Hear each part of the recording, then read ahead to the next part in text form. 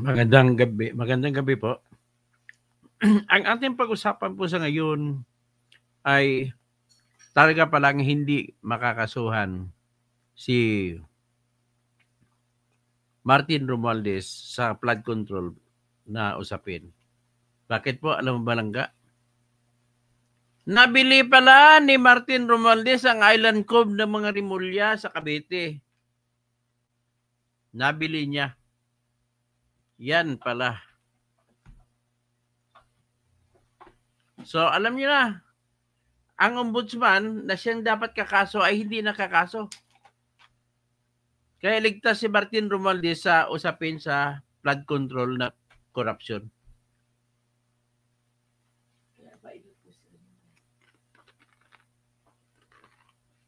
Ganon kalakas ang Rimulya.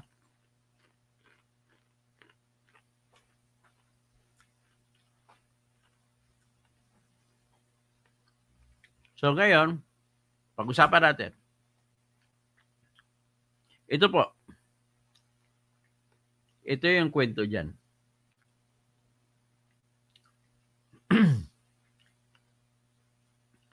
Yung istorya po ng Island Cove, sumikat po ito, yung Island Cove, nung nabili ito ni Kevin Wong na anak ni Kim Wong. At nilagyan ng mga pogo. So 2018 ito binili ng kumpanya ni Kevin Wong na pangalan ay First Orient International Ventures Corporation, FOIVC. So ayon kay John Vic Remulla, hindi niya binanggit kung magkano ang benta. Pero pakiramdam namin ay nasa 7 billion. Tingnan natin. Pero binanggit lamang ni John Vic Remulla, ang binayaran nilang capital gains tax ay 400 million. So kung 400 million, magkano ang benta? 6% ang 400 million ng capital gains tax. Ang halaga niya, tama nga, 6.7 billion pesos. 6.7 billion pesos po ang bili ng kumpanya ni Kim Wong tsaka ni Kevin Wong, na anak ni Kim Wong, sa Island Cove mula sa mga Remulla family.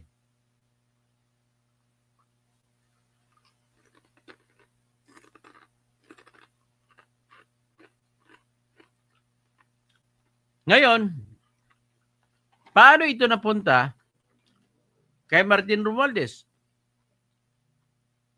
Ganito po yung nangyari.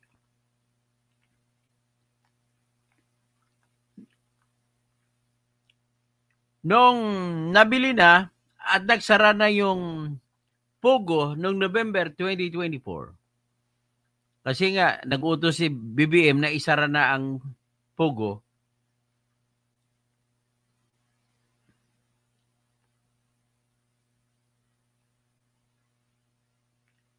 ay nangyari nito ay sorry, ay binenta rin ng anak ni Kevin Wong. So yung pagbenta nila, palugi ang pagbenta. 2.8 billion. Bakit palugi? Totoo bang palugi? Bakit 2.8 billion lamang? May tinatawag po kasi tayo na may tinatawag tayo na pandaraya po sa bentahan. Ay, Pastor Rodi Rabi, good morning. Hindi, good afternoon pa, good evening pa. So, may palugi, sinadya na binili na 2.8 billion pesos. Ang buong Coblandia, mga 40 hectares yan. So, binili ni Romualdez sa pamamagitan ng kanyang kumpanya na pag-ari na rin niya yung EEI. Yung EEI, nakabili ng shares of stocks diyan si Martin Romualdez. At binili ng EEI sa halagang 2.8 billion pesos ang Island Cove. At kasama sa binili dyan, yung mga building na naitayo ng Pugo. Jackpot, no? Noon, lupa pa lang, nung binili ni Kim Mong mula sa Bang Rimulya, 6.7 billion pesos binili ang Island Cove. Nagbayad nga sila 400 million na capital gains tax. So ngayon, nung binili naman ng EEI yan, nitong kailan ba na binili ng EEI? Ito pa, kunin natin.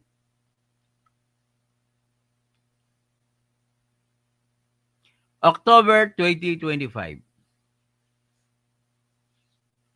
Na matapos masara noong November 30, 2024, base sa utos ni Pangulong Bongbong Marcos, ang Island Cove na hindi na siya Pugo ay ibinenta sa EEI Corporation na isang Yuchenko-backed na construction firm. So binili ang FOIVC mula sa KC Land Oriental Pacific Incorporated sa halagang 2.8 billion pesos. At gagawin na ito mixed-use development at ang dating Pugo site bilang bahagi ng kanilang real estate expansion. So, si Martin Romualdez po sa EEI ay siya po ang may-ari ng 20% ng EEI. At binili niya ito sa pamamagitan ng kanilang mother holding company na RYM. Hindi ko alam anong ibig sabihin ng RYM. Siguro ang R. Romualdez. Ang Y siguro Yeda. Tapos ang M. Martin. So binili nila, may halaga siya na 20% stake. Tapos, ang CEO ng EEI ay si Henry Antonio, na fraternity brother ni Martin Romualdez sa UP College of Law. So si Henry Antonio, noong Marso 2025, ay binili ko ng kumpanyang EEI ang 20% na share ng Romualdez. Anong ibig sabihin nun? Ibig sabihin po, para iwasan ang pagbayad ng capital gains tax sa shares of stocks, ay corporation mismo bumili sa kanyang shares. Mula kay nang hinahawakan ni Romualdez. Pero yung mga ganung bentahan po ay tinatawag niyang patago. Tinatago ang totoong may-ari kung sino may-ari. So, ibig sabihin, tinatago po ni Romualdez na siya pala may-ari ng EEI Corporation. Na ngayon, ang EEI ay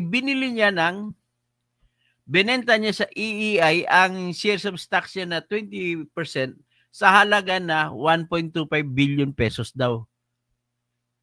Niwala ba naman kayo dyan? Ano lang yan, palabas lang yan. Pero sa kanya pa rin, siya pa rin may-ari ng EEI. Yan ang pakiwari ko. Kasi bakit? Ang CEO, si Henry Antonio, maliban sa fraternity brand niya, ay yun din ang abogado at nagmamanis ng Benguet Mining Corporation na pag-ari naman ng mga Romualdez doon sa Benguet. At si Henry Antonio din ang lumalabas na presidente ng AMY Incorporated na bumili ng 130 million na bahay ni Romualdez sa Amerika. Binili na lamang, binili lamang ng $1. Grabe. Saan ka ba makikita $1 ang pagbenta? Yan po ay mga style, mga liring, tinatago para preparasyon po yan na baka habulin ang mga kinita niya sa flood control projects. So because of that, na binili na ni Romualdez ang Island Cove, sa tingin mo ba hahabulin pa ba siya ni Remulla?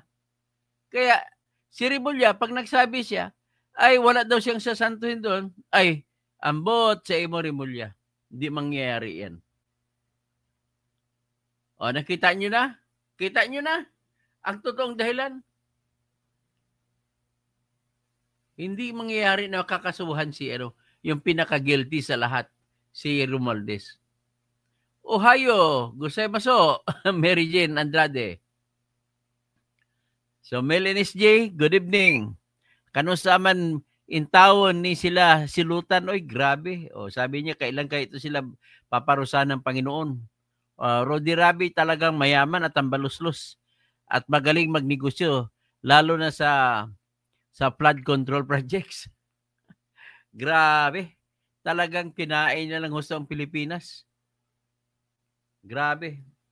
Wala ka maasahan dito sa Remulla na to. Kasi ganun din, kakampi niya si Romualdez.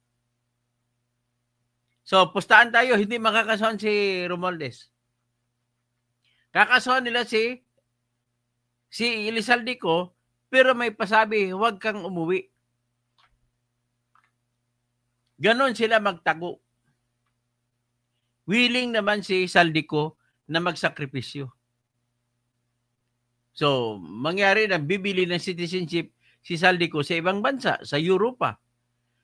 Ihinulog niya na yung pera doon sa Liechtenstein o di kaya sa Monaco o Luxembourg. Kasi yun po mga bansa sa Cayman Island. Yan po ang mga bansa na hindi sakop ng AMLAC.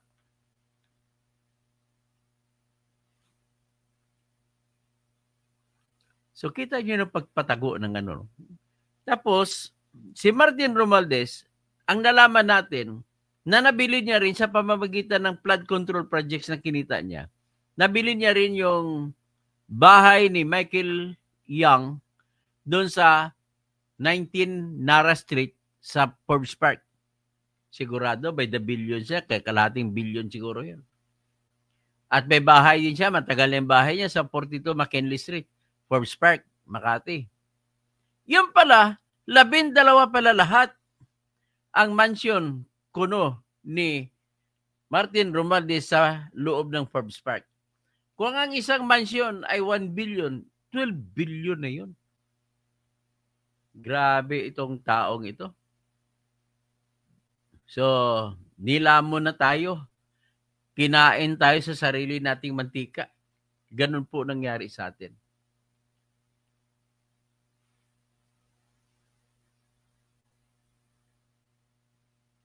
So, grabe no, si Henry D. Antonio, Martin Romualdez, matindi. Hindi na siya mahahabol. At isa pa,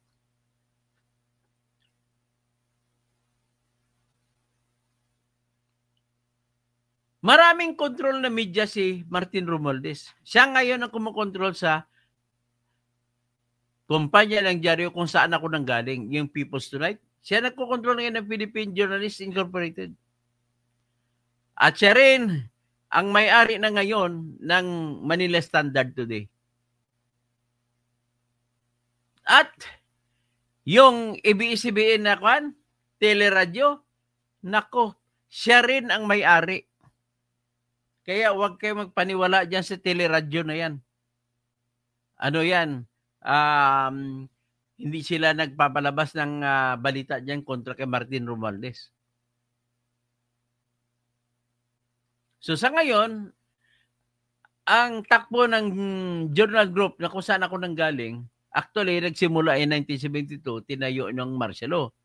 Ang original owner, lumalabas dyan si Benjamin Cocoy Romualdez na tatay ni Martin at kapatid ni Imelda Marcos. So, sinequester ng gobyerno sa panahon ni Cory at yan ay kumaso na matagal. Hanggang sa noong 2004 ay ibinalik kuno kay Rosario Olivares. Pero si Rosario Olivares ay tuta labang ng mga Romualdez. Kuno si Olivares ang may-ari. Pero totoong may-ari ay si mga Romualdez. Kaya kinuha niya ng anak ni Romualdez, si Philip Romualdez. Philip ba? Basta siya ang humawak. Tapos, pagkatapos ng kinuha nila, binili rin nila kay Razon ang Manila Standard. Originally, ang Manila Standard ay pag-ari ng Elizalde Group of Companies noong 1987. At pinasa ito kay Soriano Yatchenko at saka Razon Groups. Noong 2010, ay na-acquire ito ng Romualdez Group mula sa Enrique Razon. Kaya lang, sister publication nila kami at isa pa, nakuha rin nila, nabili rin nila, parang nakuha na din nila ang Inquirer. Kasi si Prieto, na anak ng Inquirer, ay naasawa naman ng isa pang Romualdez.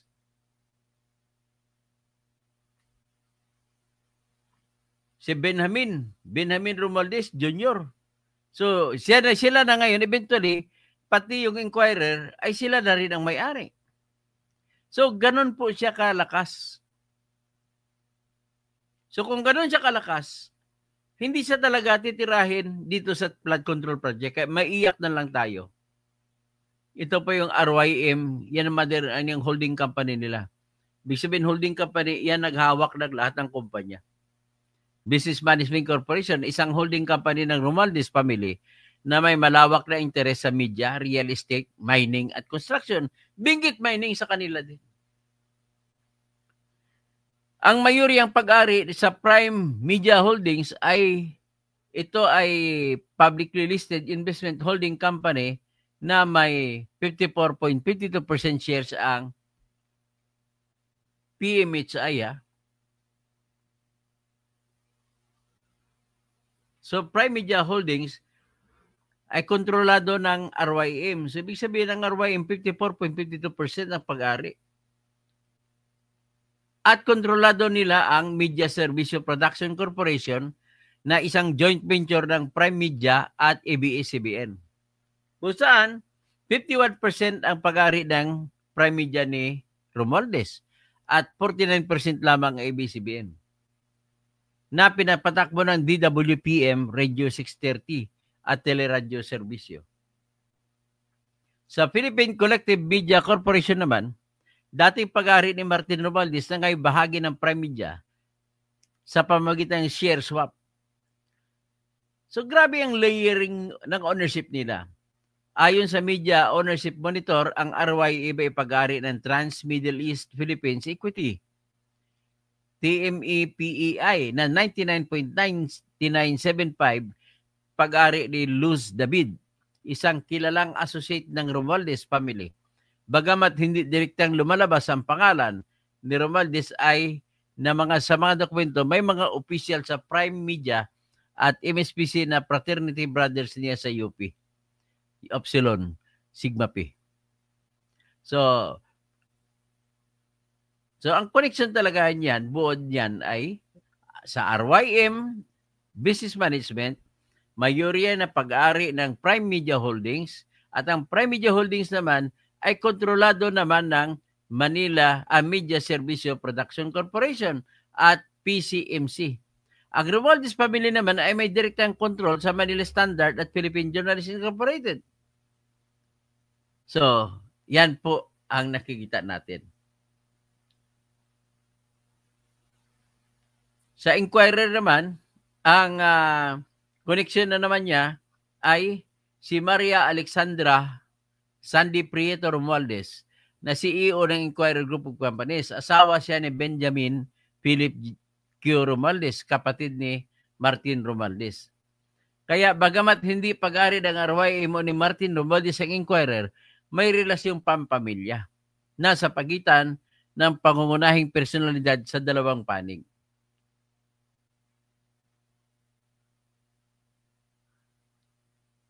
So, ngayon, kung titingnan mo, ang pag-ari ng Inquirer noon ay nagsimula, na umbrella company ng Inquirer Group ay pag-ari ng Pinnacle Printers Corporation na holding company ng Rufino Prieto family.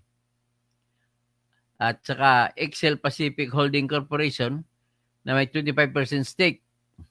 Marixie Rufino Prieto, matriarch ng pamilya na dating chairperson ng Inquirer. Sandy Prieto Romualdez, CEO. So, yan po ang masakit na kwento sa buhay natin. Wala tayong maasahang katarungan para sa na maparusahan ang isa sa pinakautak ng flood control project. Kasama diyan si Bongbong Marcos at saka si Martin Romualdez. What Martin does, Bongbong knows. What Bongbong does, Martin knows. Yan. Kung ano ang kung anong trabaho ni Martin, alam ni Bongbong Marcos. Kung anong trabaho ni Bongbong Marcos, alam ni Martin Romualdez. Kaya po, wala na goodbye Philippines na ito po. I'm telling you, goodbye Philippines ito. Hindi masasauli itong pera na nanakaw.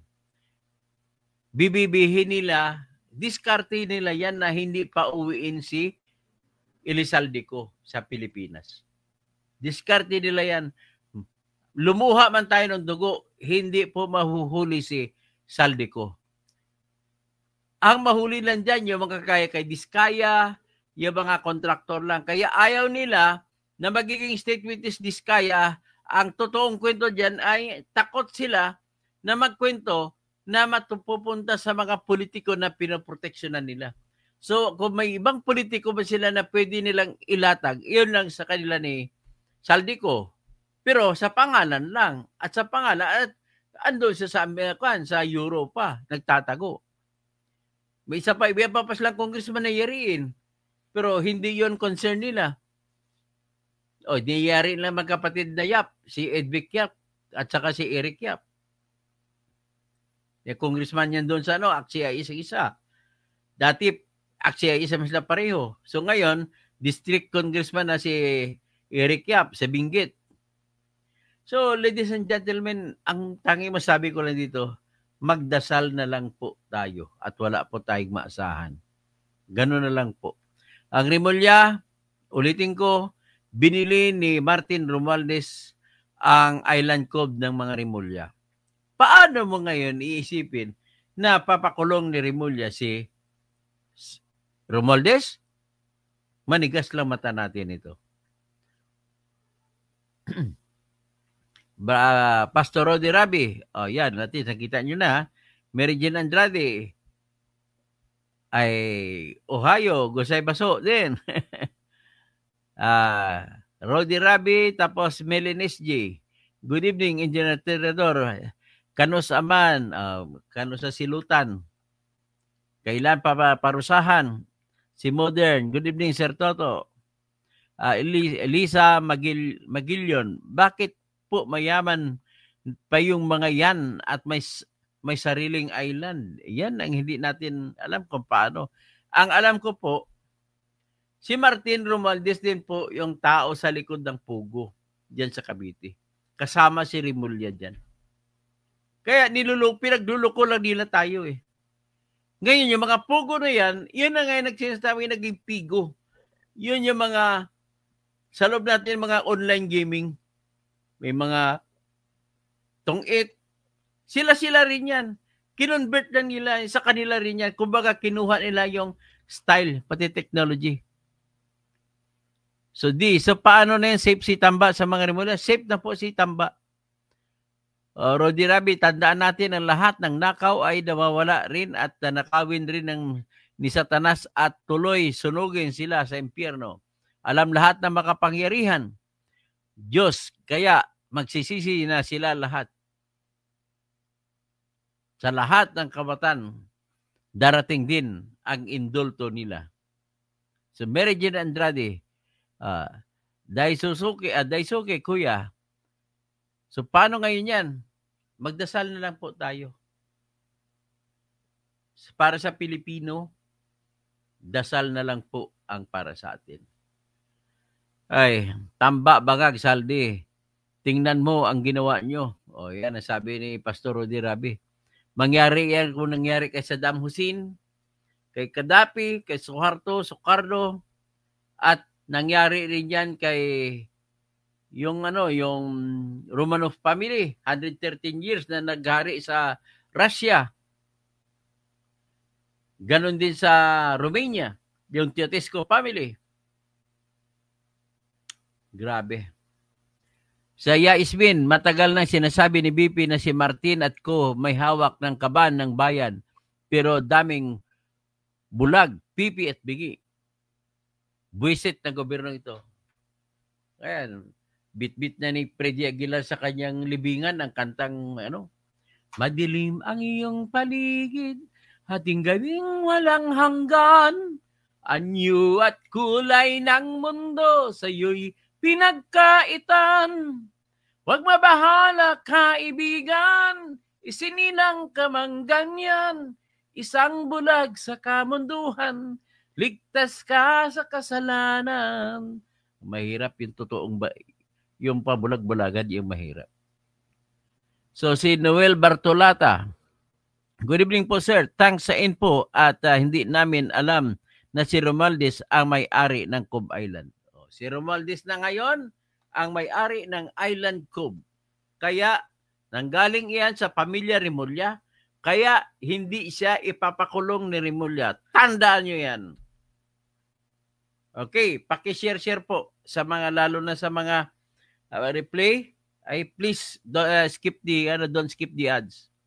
Nakikiusap ako na madadami ang ating lahi dito. Sana, imposible man, sana magkaroon ako ng 10 million na subscribers.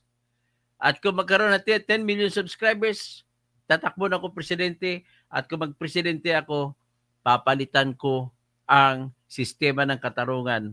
At mula sa pagiging judge lang ang nagdesisyon na mabigyan naman ng pera, matatakot, kayang maghabol ng promotion, pumutok agad pabor sa mga mayayaman ang mga desisyon. Kaya laging lugi sa mga kasuhan ang mga poor. Ang mga poor ay walang kalapatan. Mga imol kung sa Ilonggo pa. Mga mahirap, mga dugyot. Ang hirap, sa totoo lang, kayo mga public attorney's office, hindi ko po kayo, alam ko matatalino yung abogado nyo dyan. Please naman baguhin yung serbisyo ninyo. Kulang po sa puso ang serbisyo ninyo.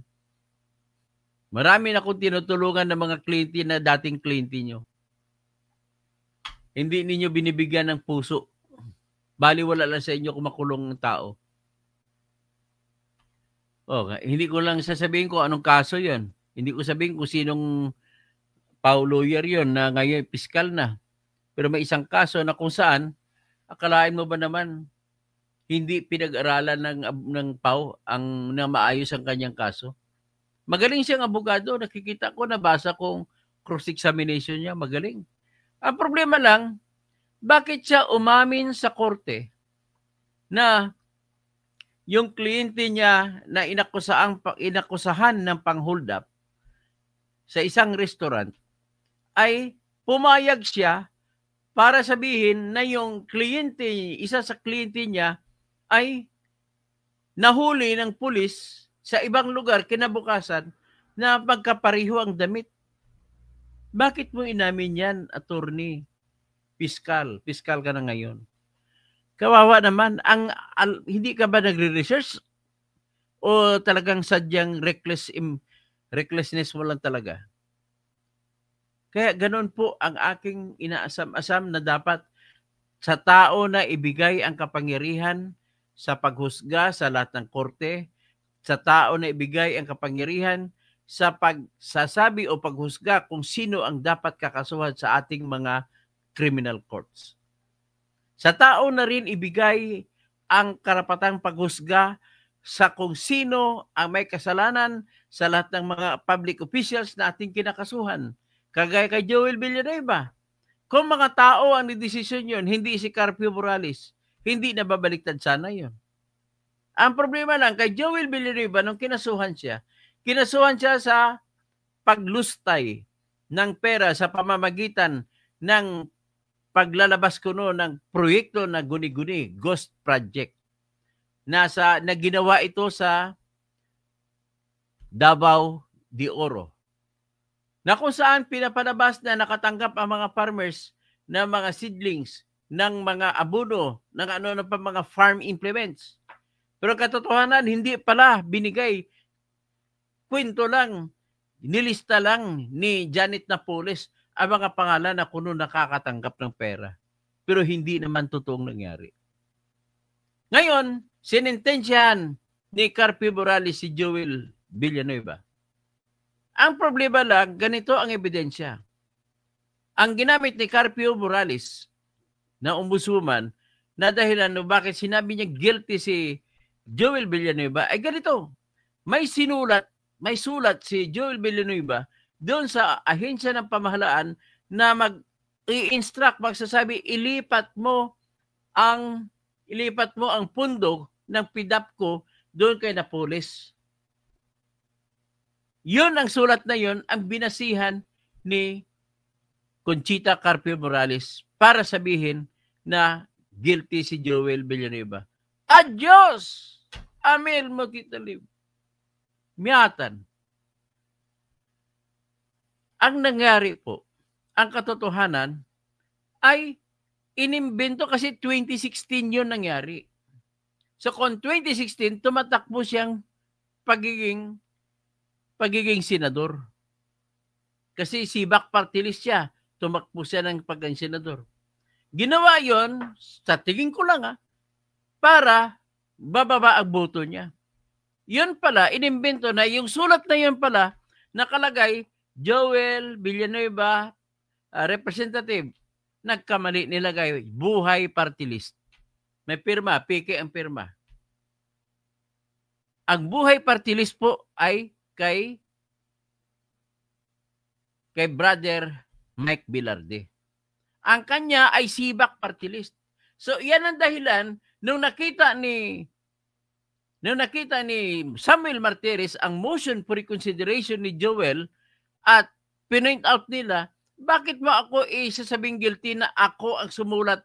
Hindi naman ako ito.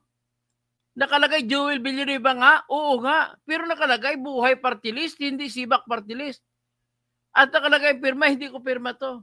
So, back up ng findings ng NBI na kinomisyon ni Samuel Martires at back up ng katotohanan na yung sulat, letterhead, ay buhay party list nakalagay, inabsuelto ngayon, binaliktad ni Samuel Martires ang decision sa pag-dismiss kay Joel Villanueva. Tapos, noong February 12, 2024, ay nag-privilege speech si Joel Villanueva nung tinira niya si Saldico. Kasi binalita ni Saldico na, ikaw, ang yabang mo, Joel Villanueva, na-dismiss ka naman ng ombudsman. Pinakita niya yung desisyon na matagal na, 2019 parang absuelto na si Joel Villanueva. O yan, alaikum assalam, Amil Mutib Tali. Ay, tapos wala na talaga ang Pinas na to. Rodi Rabi, tingnan natin ang nangyari doon sa budigero na taga Valenzuela. Siya ang mapaparusahan, hindi ako smuggler ng shabu sa halagang 10 billion pesos. Kawawa ang budigero at masaya ang smuggler. Paano na tayong mga Pilipino? Kailan tayo liligaya sa mga kawatan na ito? Noel Bartolata, good evening po sir. Okay, yan po ang ating yan ang ating titira ngayon at bahala na po kayo. Sana dami tayo. Sana Amil Muti, Talib, invite mo lahat ng mga Maranao saka Maguindanao na kakilala mo na mag-like and subscribe sa atin para tayo maging presidente sa 2028. O di kaya +6, 2034. Kung presidente ako dyan, ulitin ko lang, gagawin ko na ang judge ay mga tao mismo. Kagaya niya, halimbawa sa BARM, sa Maguindanao del Sur, kung may kaso sa Maguindanao del Sur sa judge, ay mga Maguindanao mismo ang kukunin na judge. At kung sa Lanao del Sur, mga Maranao mismo kukunin na judge, hindi yung judge. Okay? Susundin natin ang formula ng Amerika at United Kingdom at formula ng New Zealand, formula din ito ng Australia, formula rin ito ng Canada, at ito rin formula na ginagamit sa Hong Kong nung hinahawakan pa ito ng British government. Pero hanggang ngayon, na umalis ng British government, hanggang ngayon jury trial pa rin ang sa Hong Kong. Kaya kita mo ang bilis maunlad ng Hong Kong. So sa ngayon, sa Japan, bumalik sila sa jury trial. Pero experimental pa lang sila sa ngayon.